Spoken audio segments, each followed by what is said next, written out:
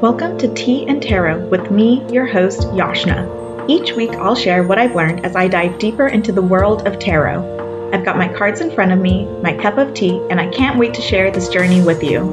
This is Tea and Tarot.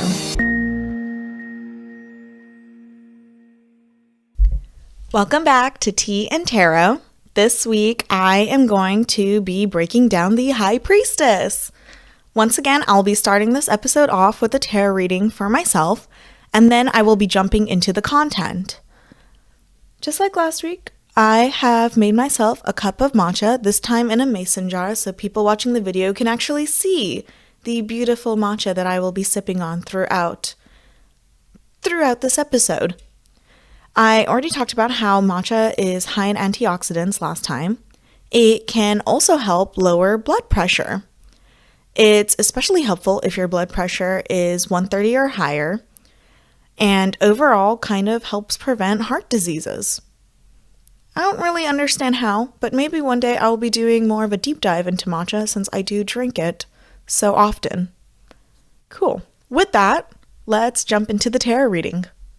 Full disclosure, I actually did this as a part 2 to the reading I did last week, and that was because I thought that reading was really interesting and I kind of wanted to do a second one to supplement it. So these were done back to back, so there was a bit more continuity with the cards, the messages, the reading. I just say that because I want to be completely honest about it. The reading I'm choosing to do to help supplement the one I just did is going to be this Calling in Love spread. So this spread is about what qualities I want my future partner to have, how do I seek them, what might be blocking it, and then what do I bring? What am I attracting? So I am starting to shuffle the cards again. I feel like they're already pretty primed for a love reading, which is great. So that should already kind of be in the cards. And I am going to be picking 4 cards for a different reading to help supplement what I drew for myself. I mean, what you heard last week, but what I just drew for myself 10 minutes ago. So I'm going to fan out the cards. That is how I'm going to draw the cards for this one. The cards are all fanned out. They're not totally in frame for the video, but that is okay. I'm going to push forward with it. And again, I am doing a 4 spread like this. So I'm going to go 1, 2, 3, 4. So my first card is going to be Recognizing Love. And in these, they actually say to place them in the light seer or the shadow seer positions, which is really interesting. This will be my second card.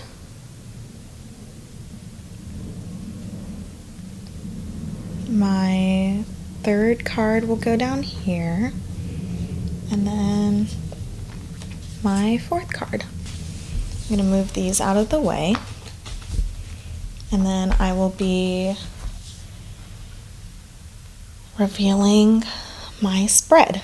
So as I flip them, I might actually change the positions a bit to match what my guidebook is telling me. So I'm going to flip over my first card. This should be in the light seer position and is supposed to kind of generally answer what qualities will my future partner have. It was in the reverse position, but changing it to the light seer position for 4 of Cups. The second card is going to be Seeking Light. Where can I seek them, and who will they remind me of? Queen of Wands. And that one was already in the forward position, so I don't need to switch that one. The third card is What is blocking love? What shadow aspect of mine is blocking this union? And it is already in the shadow seer position, and it is the 5 of Swords. And then The last card, the fourth one, is attracting love. What qualities do I possess that will attract my partner? So for that one, it is strength, already in the upright position. Wow. Before I even look at the meanings of these cards, I think it's pretty interesting that I've drawn so many Major Arcana recently. That's not typical to me, but I guess maybe I just am in this pivotal moment in my life where there are all of these major changes and I'm hitting all these major milestones. But upon first glance, this seems like a really interesting spread, and I will be consulting my little guidebook, as I always do, to better understand what the cards mean, and I will be right back to share my interpretation. Okay. Honestly, I felt a little more optimistic when I was seeing my cards initially, but I think the spread is really telling me a lot of what I already know about myself, which isn't a bad thing. It's just I wanted something new. Anyways, I did read the booklet. I have a lot more about the meanings of the cards, and I'm ready to interpret them. So this was a 4-card spread around calling in love and what that looks like for me in the future. So the first card I pulled was the 4 of Cups, and this one is representative of recognizing love. What qualities will my future partner have? What do I need to look for in order to find them? And this one really made me laugh at myself because the 4 of Cups is all about missing opportunities because you don't really appreciate what you have and what is around you. You may be apathetic, frustrated, or bored, so you don't really see what is around you and take it fully into account. So, especially with relationships, you may not be finding the relationships around you that you think you should be, not because they aren't there, but just because you are not accepting of those around you and are not really opening your mind up to what those relationships could be. So the lesson with this card really is if you are willing to shift yourself ever so slightly, you will expand your world so much more and find that person for yourself. So basically, I'm stubborn, which isn't false, but man, did the tarot do me dirty with that one. Not really. I'm just joking, but dang. Okay.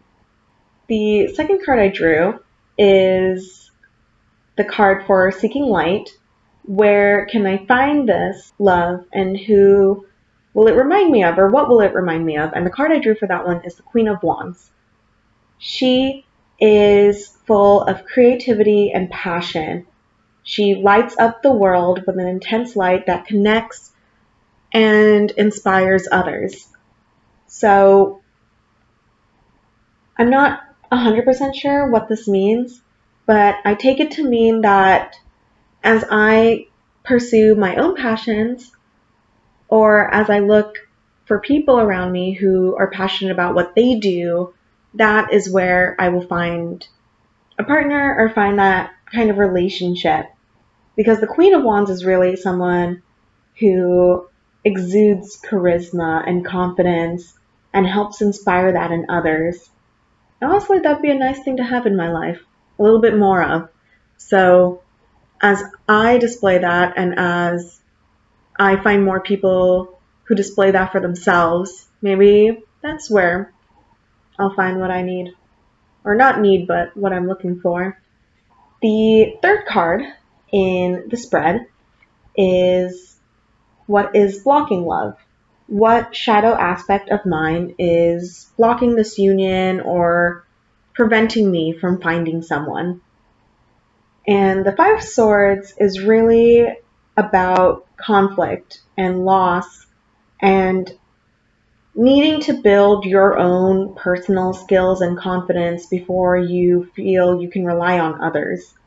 You may have been hurt by others in the past, been hurt by deceit, And that makes you less trusting of those who come into your life afterwards. And really the lesson with this is it's important to improve yourself, but you must also get over that fear of failure, get over that fear of loss in order to accept something new and move forward. So really it's the lessons move me ahead always. The last card I drew for this spread is representative of attracting love. What qualities do I possess that will attract my partner?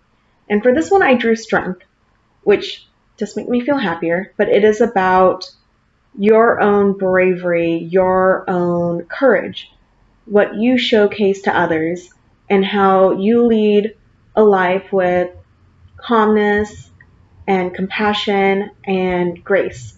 So hopefully I do have that strength in me, and that is what I should continue to lead with and what a partner will eventually find attractive about me, or what will appeal to them about me.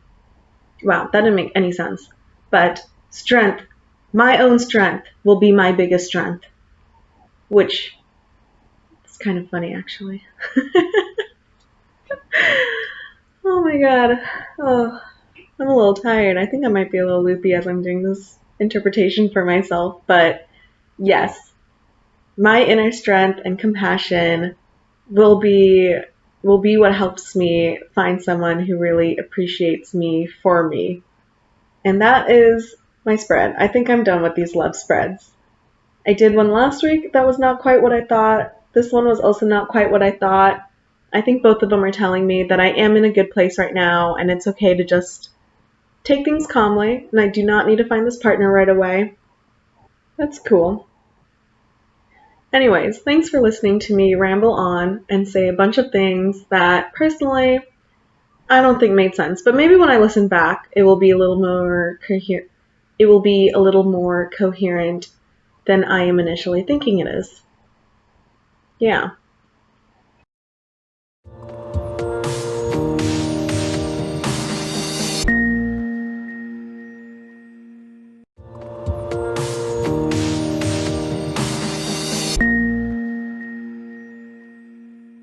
Welcome back to Tea and Tarot.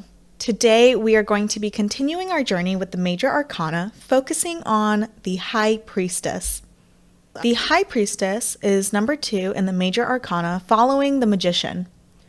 While the High Priestess follows the Magician chronologically, the general idea with the Fool's journey is that the Fool meets both of them around the same time to learn these different parallel lessons together. While the Magician focuses on recognizing your own potential and skills and what you're conscious of, the High Priestess teaches us to connect more with our intuition and our subconscious desires. Reading through the history of how the High Priestess has been portrayed in tarot decks in the past, I actually learned a lot of interesting information. In the Tarot de Marseille deck, the card was labeled La Papesse, or the Popess, and likely refers to the legendary Pope Joan. The figure is crowned with the papal tiara, which is the crown worn by popes from around the 8th century until it was last used by Pope Paul VI in 1963.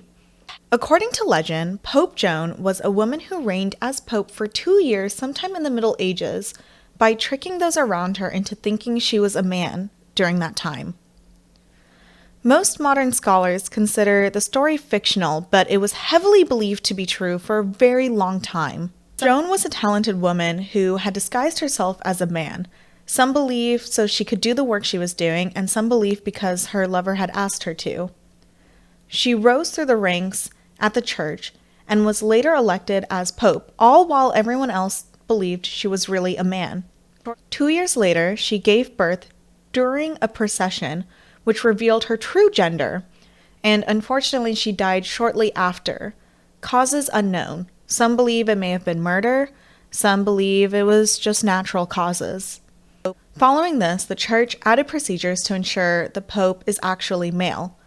But early tarot decks continued to nod to Pope Joan with its imagery in the same way the Tarot de Marseille deck did. In the Visconti Sforza tarot decks, the Papessa has been identified to be a depiction of Sister Manfreda instead. She was a nun and relative of the Visconti family who was elected pope by the heretical sect of Lombardy. At the time, the heretical Guglielmite sect, that word was hard, the heretical sect believed that she was the incarnation of the Holy Spirit and prophesied that the reign of male popes was soon going to end and be replaced by a line of female popesses instead, of which Sister Manfreda would be the first. This was quickly rejected by the Inquisition, and they ended up burning the popess at the stake, though noting that they never actually recognized her as their popess. In the Rider-Waite deck, the priestess further changed. Waite rejected the idea that she was originally depicted after Pope Joan or some other female pope, and instead thought it was linked to the ancient cult of Astarte. Instead, he wanted to depict her as a more general female divine figure, and I'll be expanding a lot more on some of the symbols around her that portray that. So I have my two cards in front of me, and looking at them, in the Lightseer's deck depiction, there is a woman who gives off a divine aura and has her eyes closed. Over her lids is a secondary set of eyes. There's an energy that continues to move up and out of the card above her, from her mind, and a little white swirl, air type thing surrounding her. There's also a crescent moon above her head, and she wears a blue garment with a cross on it. In the Rider-Waite deck, there is a woman wearing a crown or a headdress of sorts, sitting between two pillars, one black labeled B and one gray white one labeled J. She's holding a scroll that says Torah and is wearing a cross, and behind her are pomegranates and dates. She is also wearing a white robe with a blue cloak over her. Digging into what the different symbols on this card are, she's sitting between the pillars of Boaz and Jachin. Boaz, B-O-A-Z, represents the elements of water and earth, while Jachin represents fire and air. The pillars are black and white to help represent duality, specifically highlighting the duality of masculinity versus female divine. She holds a scroll, which is the Sefer Torah, which contains the study of the Kabbalah and symbolizes the High Priestess's spiritual knowledge. She wears a crown that is similar to the Egyptian goddess Hathor, who was the sky deity. Her white and blue robes represent purity and truth respectively. The pomegranates behind her represent female fertility and are also linked to the Egyptian goddess Hathor as well. And it contrasts with the dates that represent masculinity. So a lot of dual representation in the card. The moon and her veil both represent something otherworldly. The moon really reflects the subconscious and emotions hidden deeper within us. Oh, I think I forgot to mention that. There's a crescent moon at her feet. So that is what really represents the subconscious and the deeper pull we feel that is usually associated with the moon and lunar energy. In the Lightseer's deck, she also has a crescent moon above her head holding that similar meaning. There's a cross on her garment, which is a nod to the role the High Priestess held within religious and spiritual contexts. She also wears a blue garment, which signifies truth. Her eyes are closed, but she has an imprint of eyes over her lids, kind of representing her ability to see within herself and searching for the truth within her, or also kind of symbolizing being able to see something with your eyes closed, so not seeing the material, obvious items around you. The energy and art swirling around her really does seem to signify something more divine and otherworldly as she taps into her own powers and kind of introspectively reflects on herself. So that is a breakdown of the cards and how they look. I am going to take a short break, and when I'm back, we will dig into how this card is interpreted in different readings. So stay tuned.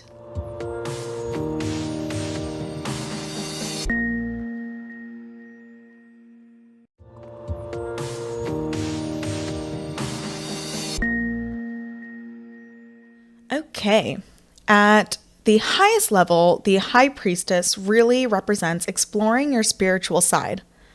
Per the Light Seer's guidebook, this card embodies, I have the answers I seek, and by following the truth, I will find them. In its forward position, the Light Seer meaning of this card tells us to trust our instincts. The High Priestess represents tuning into your intuition and paying more attention to your dreams and your subconscious. She focuses on psychic insights, introspection, and following your spiritual path. It focuses more on taking your own counsel instead of listening to others. In the reverse Shadow Seer, this card could indicate keeping secrets, gossiping, or lies. There could be a fear of tapping into your intuition and not paying attention to your inner voice. It could also mean that you're listening to advice from the wrong people and you just need to focus on what you know and what your gut is telling you. When doing a reading for love and relationships, this card generally means needing some time to yourself and maybe needing to keep some secrets from your partner while you're trying to figure something out. It's okay to take some quiet time and enjoy the calm of others also being introspective. Alternatively, with some of the other meanings that come with the High Priestess, it could also mean leaning into more of your feminine, sensual energies. Either seeing more of that around you as a man or feeling that more for yourself as a female. In the reverse Shadow Seer meaning, the High Priestess might indicate that you're worried others are keeping things from you, or you might be feeling more alone. But take that time to reflect on yourself and focus on your needs. When the High Priestess is pulled for a money and career reading, it is representative that something is coming, but you need to be patient. Keep your cards close to your chest and don't reveal too much to others. You may also soon come into some information that will really benefit you, and you should keep that close to your chest. In the reverse Shadow Seer, it could indicate that you may be feeling isolated or left out of the loop. You need to take care of yourself and trust yourself. Don't put too much stake into what others are doing and focus on your own path. You'll see some of the general meanings are pretty similar, as all of these more focused interpretations are still pulling from the general meaning of the card. When doing a health reading, the High Priestess is really telling you to listen to the messages your body is sending you and pay attention to what you need. You may not be taking your health seriously, but should. In the reverse seer position, if you think your health issues aren't being heard correctly, you need to be more vocal or look for others who trust what you're saying. If you're doing a reading specifically around fertility, the High Priestess is a card representative of fertility in the forward position and reverse. In the reverse, it could indicate some fertility issues and needing to get more professional advice. And then lastly, when you are doing a reading around spirituality, the High Priestess is very representative of your spiritual path and inner knowledge. It is indicative of taking time to connect to your inner voice and your intuition, trusting your own spiritual path. In the reverse position, it could mean that you've lost some of the spiritual context and connection you normally have and really need to take time to reconnect and rediscover how that looks for you. And that covers how the High Priestess is read in different readings. To kind of wrap up the content and deep dive I did into the High Priestess, I did look at how priestesses were viewed in history and some of the different roles they served. There's a lot of different viewpoints of how they've served their community over history, but generally it is the common perception that priestesses were women who served God or gods based on the religion and the time, and were typically in a lower position than their male counterparts, such as priests or other males serving the churches and temples. While that's mostly true, it wasn't believed to be the case for priestesses in Egypt, maybe supported by the fact that they had reigning queens such as Cleopatra, so the position of men versus women wasn't as heavily divided in some of those different roles. Most of their role was to take care of day-to-day tasks and help care for the temples, help care for the churches where people prayed to God. Some also believe that in ancient history, priestesses served more of a sexual role and kind of served as a harem or servants appealing to God's every need. It depended a little bit on which god those priestesses served, but as an example, in Greek mythology, it was believed that temples tried to bring young, beautiful women together to appeal to Zeus and to those who regularly prayed to Zeus. Alternatively, you had the priestesses who followed Artemis, and those would have been young maiden women who were devout followers of their goddess and would have followed her practice of remaining celibate. While priestesses had a lot of different roles, one of the most powerful priestesses in Greek mythology was the Oracle of Delphi. She served Apollo and was believed to have the ability to tell the future. She did need to have a certain level of education and would typically come from more aristocratic families. So there was a lot of spread on who served as a priestess, what their roles were. Some of their requirements were different based on the gods they were serving. Another example is Hera was the Greek goddess of marriage and family. So typically her priestesses were married women, where in some cultures and some other churches, priestesses never got married and remained loyal only to God. So kind of just interesting tidbits of information on how priestesses were received and how some of that does link back to how the High Priestess as a card is received and some of the female divine energy that is held within it. I am going to take a short break, and when I'm back, I will be doing my weekly tarot reading to wrap up this episode.